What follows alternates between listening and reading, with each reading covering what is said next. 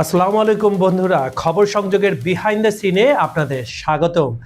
এই মুহূর্তে মধ্যপ্রাচ্যে যা ঘটতে চলেছে তা হয়তো আগামী কয়েক দশকের জন্য পুরো বিশ্বের মানচিত্র বদলে দিতে পারে। আমেরিকার যুদ্ধজাহাজগুলো এই মুহূর্তে ইরানের দিকে এগিয়ে যাচ্ছে, বললে ভুল হবে। ইরানের চারপাশ থেকে ঘিরে ধরছে। ইরান তৈরি করেছে 1000 ড্রোন। ট্রাম্প হুমকি দিচ্ছেন ভেনেজুয়েলার চেয়েও ভয়াবহ হামলা। আর তুরস্ক মরিয়া হয়ে চেষ্টা করছে তৃতীয় বিশ্বযুদ্ধ ঠেকাতে।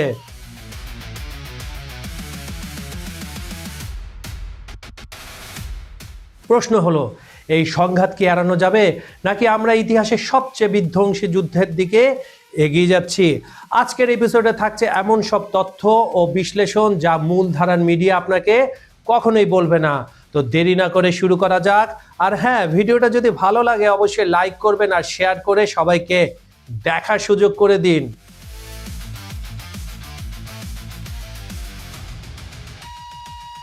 ইরানের পররাষ্ট্রমন্ত্রী আব্বাস আরাগচি জরুরি ভিত্তিতে তুরস্কের রাজধানী আঙ্কারায় যাচ্ছেন। আজ 30শে জানুয়ারি যে কোনো সময় তিনি তুরস্কে পৌঁছাবেন। এখন প্রশ্ন হলো, কেন তিনি তড়িঘড়ি করে আঙ্কারায় যাচ্ছেন? কারণ তুরস্ক এই মুহূর্তে একমাত্র দেশ যারা মধ্যস্থতা করতে চাইছে আমেরিকা আর ইরানের মধ্যে। আর এটা কোনো সাধারণ কূটনৈতিক সফর নয়, এটা শেষ চেষ্টা একটা বিশাল যুদ্ধ ঠেকানোর। এখন শুনুন মার্কিন প্রতিরক্ষা মন্ত্রী পিট হেগসেথ কি বলছেন তার ক্যাবিনেট মিটিংয়ে। তিনি বলেছেন, আমি তার ভাষায় বলছি, ইরানের কাছে চুক্তিতে পৌঁছানোর সব সুযোগ আছে, কিন্তু প্রেসিডেন্ট ট্রাম্প যদি আদেশ দেন আমরা যে কোনো সামরিক পদক্ষেপের জন্য প্রস্তুত।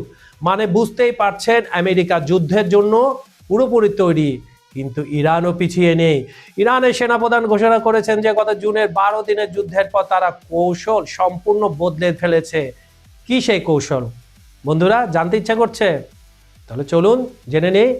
তারা তৈরি করেছে 1000 সমুদ্র ও স্থলভিত্তিক ড্রোন, মানে সমুদ্রের নিচ থেকেও মারা যাবে, আবার জমিন থেকেও মারা যাবে না, ভূমি থেকেও মারা যাবে, এই ধরনের ড্রোন।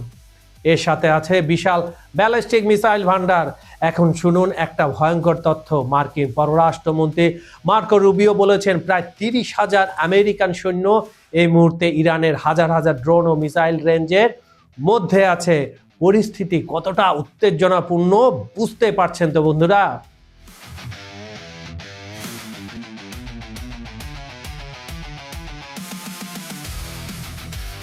তুরস্কের মধ্যস্থতা। তুরস্কের প্রেসিডেন্ট এরদোয়ান একটা সাহসী প্রস্তাব দিয়েছেন। তিনি চাইছেন ট্রাম্প আর ইরানের প্রেসিডেন্ট পেজেশকিয়ানের মধ্যে একটা ভিডিও কনফারেন্স হোক। কিন্তু সমস্যা হলো, গত এক দশকে যুক্তরাষ্ট্র আর ইরানের মধ্যে কোনো সরাসরি আলোচনা হয়নি।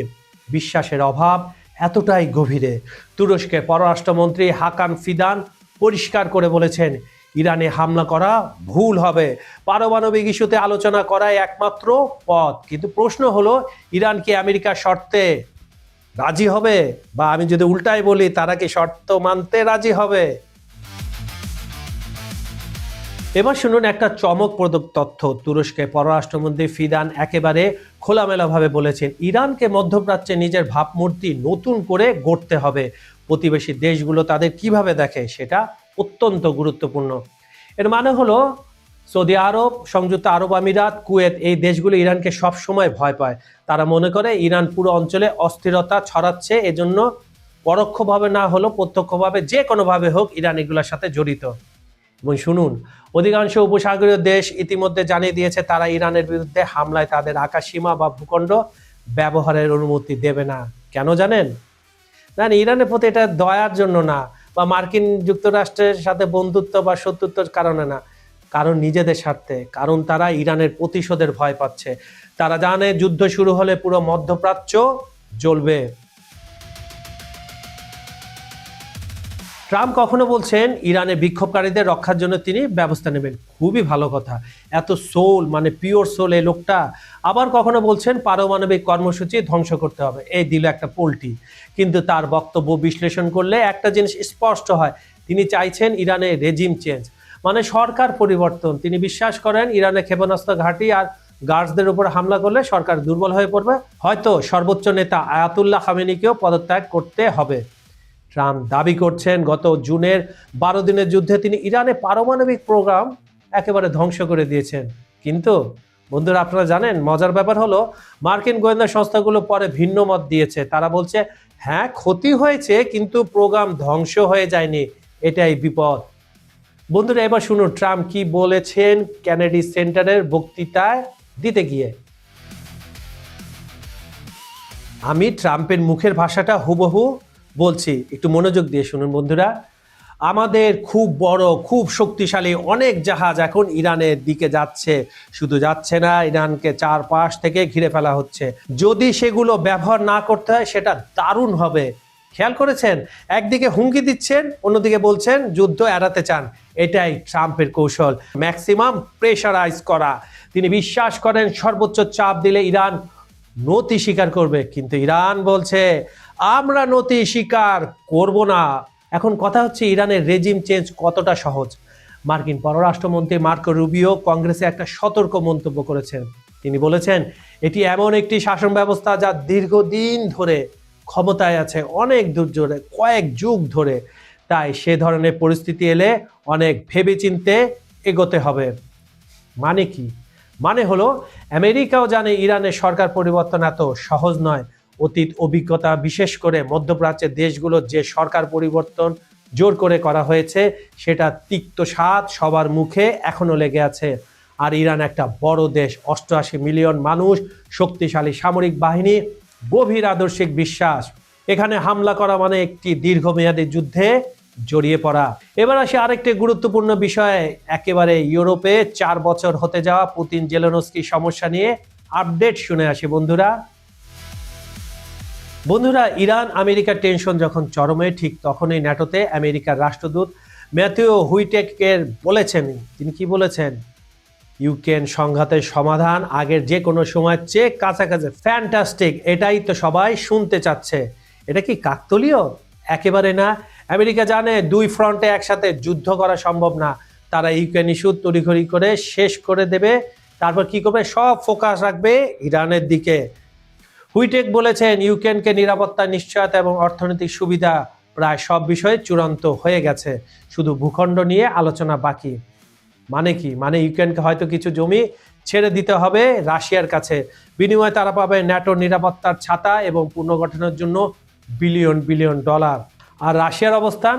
রাশিয়া অবশ্য এখনো কঠিন অবস্থানে আছে। জাতিসংঘ মহাসচিব আন্তোনিও গুতারেস বলেছেন ক্রিমিয়া ও ডনবাসের ক্ষেত্রে আত্মনিয়ন্ত্রণের অধিকার প্রযোজ্য নয়। রাষ্ট্রের আঞ্চলিক অখণ্ডতা বেশি গুরুত্বপূর্ণ। রাশিয়ার পররাষ্ট্র মন্ত্রণালয়ের মুখপাত্র মারিয়া ঝাকারোভা, এই বিচক্ষণ ভদ্রমহিলা কি বলেছেন? এটাকে আপত্তিকর ও অগ্রহণযোগ্য বলে নিন্দা করেছেন। কিন্তু মজার ব্যাপার হলো রাশিয়া মস্কোতে ইউ রাষ্ট্রদূতের পদ তুলে নেওয়ার কোনো পরিকল্পনা করছে না। তারা বলছে তারা কাউকে নিজেদের থেকে বিচ্ছিন্ন করতে চান না। এর মানে কি? রাশিয়া বুঝতে পারছে দীর্ঘমেয়াদী যুদ্ধ তাদের জন্য ক্ষতিকর। তারা একটা সম্মানজনক সমাধান চাইছে। এবার একটু আমেরিকার প্রেসিডেন্ট ডোনাল্ড ট্রাম্প নতুন করে আবার কি কাণ্ড ঘটালেন তা শুনে আসি বন্ধুরা। আরেকটা মজার খবর, ট্রাম্প সাইন করেছেন একটা এক্সিকিউটিভ অর্ডারে। তিনি তো প্রচুর সাইন করেন, প্রতিদিন সাইনের পর সাইন করেন। আজকে আবার কি করলেন তিনি? যেসব দেশ কিউবাকে তেল সরবরাহ করবে তাদের পণ্যের উপর আমেরিকা শুল্ক বসাবে। এই আদেশে রাশিয়া কিউবা সহযোগিতার কারণ হিসাবে দেখানো হচ্ছে। এর মানে কি? আমেরিকা শুধু সামরিক না, অর্থনৈতিক অস্ত্র ব্যবহার করছে। যারা তাদের শত্রুদের সাহায্য করবে তাদের শাস্তি দেবে। এটা একটা বিপজ্জনক ট্রেড, কারণ এভাবে বিশ্ব আরো বেশি করে 2 ভাগে বিভক্ত হয়ে যাচ্ছে। একদিকে আমেরিকা ও তার বন্ধুরা, অন্যদিকে রাশিয়া, চীন, ইরান ও তাদের বন্ধুরা, সঙ্গে নিয়েছেন উত্তর কোরিয়া। শেষ কথা যদি আমি বলতে চাই, তাহলে আমার মতে ইরান আমেরিকা সংঘাত এই মুহূর্তে পৃথিবীর সবচেয়ে বিপজ্জনক সংকট। তুরস্ক চেষ্টা করছে মধ্যস্থতা করতে, কিন্তু উভয় পক্ষই এখনো শক্ত অবস্থানে অটল হয়ে দাঁড়িয়ে আছে। আমেরিকা চায় ইরান পুরোপুরি নতু স্বীকার করুক। ইরান বলছে কখনোই না। এই স্ট্যান্ড অফ যদি ভাঙা না যায় তাহলে যুদ্ধ অনিবার্য। আজ না হয়তো কাল, কাল না হয়তো পরশু। আর সেই যুদ্ধ হবে বিধ্বংসী। শুধু ইরান আমেরিকা নয়, পুরো মধ্যপ্রাচ্য জ্বলবে। তাই আমাদের সবার উচিত এই পরিস্থিতি খুব গভীরভাবে পর্যবেক্ষণ করা। আপনি কি মনে করেন এই সংঘাত এড়ানো যাবে নাকি যুদ্ধ অনিবার্য? কমেন্টে জানান আপনার মূল্যবান মতামত। আর হ্যাঁ, ভিডিওটা যদি তথ্যপূর্ণ মনে হয় অবশ্যই লাইক করুন, শেয়ার করুন, চ্যানেলটা সাবস্ক্রাইব করে নোটিফিকেশন বেল টিপে রাখুন যাতে এরকম আরও বিশ্লেষণমূলক ভিডিও মিস না হয়। গতকাল খবর সংযোগে আমি ইউরোপের ব্যাগ নিয়ে রাশিয়ার কৌশল শিরোনামে একটা বিশ্লেষণ করেছিলাম। এখনো যদি কেউ না দেখে থাকেন অবশ্যই সেটা দেখে নেবেন, গ্যারান্টি দিচ্ছি আপনাদের ভালো লাগবে ইনশাল্লাহ।